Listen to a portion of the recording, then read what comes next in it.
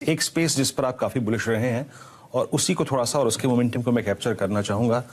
Real estate space, आपने DLF पे काफी फोकस किया, आपने गोदरेज प्रॉपर्टीज पे काफी फोकस किया, लेकिन उस चंक पे नहीं, उसके एग्जैक्टली अगर आप देखें एक एडवांटेज जो मिलता है वो हाउसिंग फाइनेंस कंपनीज को मिलता है। दो चीज प्रश्न पूछना चाहूंगा सर यहाँ पे, आप एचडीएफसी पे फोकस करेंगे या फिर उन स्टॉक्स पे जो कि अब बहुत लोअर ट्रैजेक्टरी पे मिल रहे हैं, for instance LIC housing finance, आपकी प्रेफर्ड पिक क्या रहेगी हाउसिंग फाइनेंस कंपनीज में? हाँ, बहुत अच्छा सवाल आपने। मैंने एचडीएफसी कहा नहीं, लेकिन एचडीएफसी भी आपको याद है 2430, 50। HDFC is a stand out company, उसमें कोई दो राय नहीं। अब आप एचडीएफसी लीजिए, वो तो होना चाहिए आपके पोर्ट, लेकिन आप एक दूसरा शेयर लीजिए, बंधन बैंक। अब देखिए, as a mid cap, as a disclosure, Bandhan Bank is in our accumulation list. तीन चीजें हैं, Bandhan Bank is the largest MFI, और आपको पता है कि it's regained it's scheduled bank status भी। उन्होंने ग्रुप फाइनेंस अपने में मर्ज की थी 3 साल पहले। ग्रुप फाइनेंस 15 लाख की लोन देता है हाउसिंग फाइनेंस में, और ये एक एचडीएफसी की सब्सिडरी होती थी।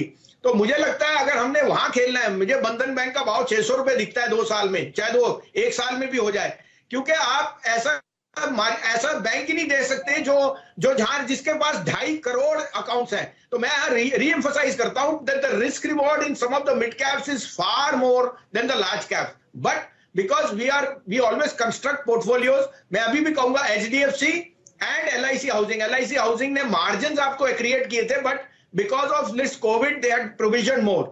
साथ में 525 रुपए में अभी LIC has bought a stake in LIC housing. तो मुझे लगता है risk reward HDFC, LIC housing और बंधन bank would be my top pick, both on the reasoning that the fear psychosis in Assam and all has played out. Government of Assam is again giving more cash for moratorium, and thirdly group finance is a hidden jewel in the crown for them। विश्वास बनाइए रहिए और निवेशित रहिए, यही अगर आप देखें तो अच्छा पैसा कमाने का एक मूल मंत्र है। अच्छा सर, एक चीज बताइए, कुछ ऐसे सेक्टर्स जहां पे आप थोड़े से सावधान हैं, कॉशियस हैं, या फिर कुछ ऐसे सेक्टर्स जहां पर आप बाइंग की इच्छा नहीं जताते, प्लीज एक बार जरा निफ्टी फार्मा इंडेक्स लेके आइएगा। जब पहली बार इस बाजार ने कोरोना सुना, लॉकडाउन लगा, हम वेव 1 में गए, 12 मार्च को इसका भाव था 6125, ये निफ्टी फार्मा इंडेक्स चला गया 14706। अब डॉक्टर रेड्डीज के नंबर्स के बाद और इस बार की अर्निंग्स के बाद सर, आप फार्मा पे क्या व्यू रखते हैं? यहां पे जब आप पैसा कमा चुके हैं तो क्या इस स्पेस से थोड़ा सा बाहर आए, या फिर आपके कुछ प्रेफर्ड पिक्स हैं इस स्पेस में?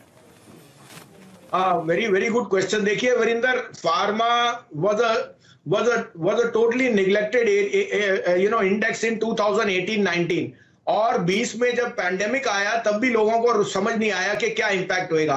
इस कारण से मैंने वहां बहुत जोर से कहा था कि सिर्फ कीजिए, मैंने नाम भी लिया था SBI और निपॉन के pharma funds will be outperformer, और देखिए क्या रुझान रहा है।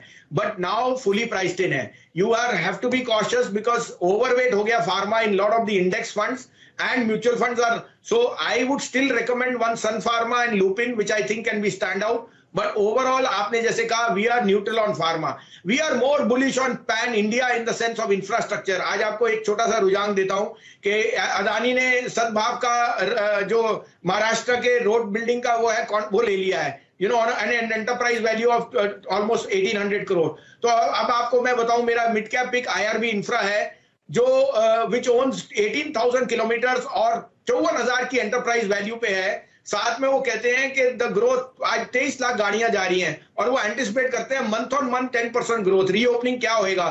तो अगर हमारे रोड, जो नितिन गडकरी जी कहते हैं 3 साल में अमेरिका जैसे होंगी, I think toll building and annuity is here to stay. तो मैं as a disclosure, IRB is one of our top picks. I am saying look pan India rather than pharma, because अब दवाई नहीं, अब आपको growth की momentum की जरूरत है, और वो सब इंडिया में दिखता है। इंडियन सेक्टर्स आपको मैंने बोला, चोला फाइनेंस, आपको मैं बोलता हूं श्रीराम ट्रांसपोर्ट, ये सब कमर्शियल व्हीकल जो आपका आवागमन स्टार्ट होएगा, और for once by the grace of God we have weathered this second wave very well after the third impact, and we are raring to go। आप देखिए क्या ट्रैफिक खुलने को आ रहा है।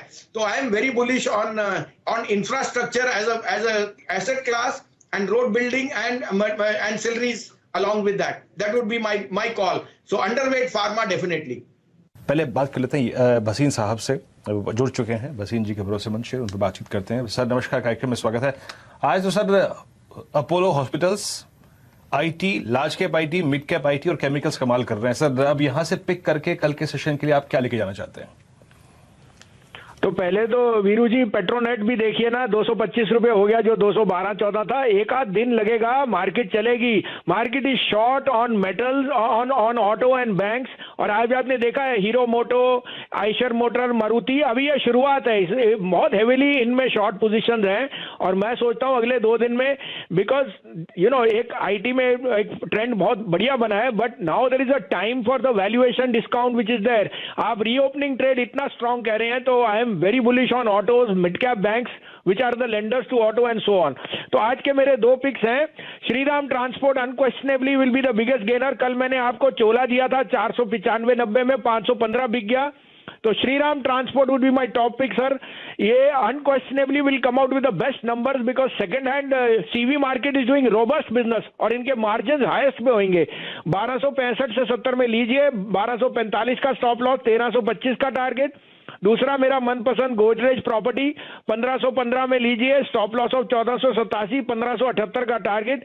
कल मैंने आपको चोला, हीरो, अडानी पोर्ट और पेट्रोनेट 2 दिन से कह रहा हूं, सारों के टारगेट हो गए। Now look for fireworks in these 2 stocks.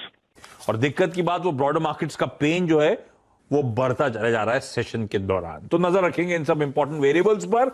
इस समय भसीन सर से बात कर ली जाए। भसीन सर, हाय, गुड आफ्टरनून। कैसे लग रहे हैं सर मार्केट्स, और कैसे अप्रोच करना है, कौन से स्टॉक्स के थ्रू अप्रोच करूं बाजार को? हाँ, गुड आफ्टरनून आशीष जी। तो आपने जैसे समरी की कि broader market is under performing और सभी अब आईटी की तरफ जाएंगे, तो बाकी बैंक्स और क्रेडिट और कंजम्पशन और ऑटोस कौन चलाएगा? तो कहने की बात यह है कि India has weathered the storm well.